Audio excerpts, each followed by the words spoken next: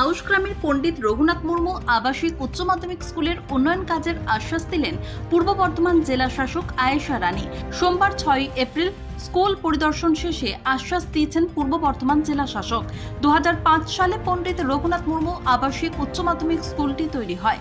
বর্তমানে 15 একর জমির উপর দাঁড়িয়ে রয়েছে এই বিদ্যালয়। এই স্কুলের প্রায় 95% ছাত্রছাত্রী তপশিলি সম্প্রদায়ের এবং প্রত্যেকেই আবাসিক এবং বিভিন্ন জেলা থেকে ছাত্রছাত্রীরা এখানে পড়াশোনা করেন। বর্তমানে স্কুলে শিক্ষকের অভাব এবং পরিকাঠামোগত সমস্যা রয়েছে। তার মধ্যে রয়েছে স্কুলের সীমানা প্রাচীর, যা ছাত্রছাত্রীদের নিরাপত্তা সংকট সৃষ্টি করেছে। বিশেষ করে বিদ্যালয়ের ছাত্রাবাসের অবস্থান এমন একটি এলাকায় যা জঙ্গলমহল অঞ্চলের কাছাকাছি, ফলে ছাত্রছাত্রীরা নিরাপত্তাহীনতায় ভুগছে।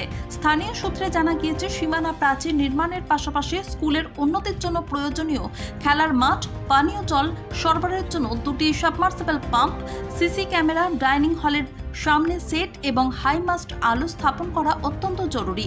এদিন বিকেলে জেলা শাসক স্কুল পরিদর্শনে আসেন এবং তার সঙ্গে ছিলেন আউশগ্রাম 2 নম্বর ব্লকের বিডিও, বিধায়ক এবং স্কুল পরিচালন সমিতির সভাপতি। পূর্ব বর্ধমান জেলা শাসক আয়েশা রানী এদিন পরিদর্শন শেষে সবার সঙ্গে আলোচনা করেন এবং আশ্বাস দেন দ্রুত সমস্যাগুলির সমাধান করা হবে এবং স্কুলের উন্নয়নের জন্য প্রয়োজনীয় পদক্ষেপ গ্রহণ করা হবে।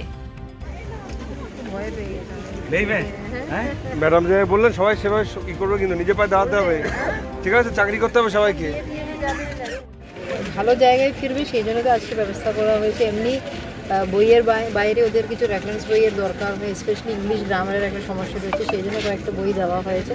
তার বাইরে কিছু গল্প বইটাও দিয়েছে, আর খেলাধুলার জন্য প্রচুর জিনিস দেওয়া হয়েছে। আমরা আশা করবো ওদের যে খেলাধুলার টাইমটা হয়, এই জিনিসগুলো যেগুলো দেওয়া হয়েছে সেগুলো নিয়ে এরা ভালো করে খেলতে পারবে।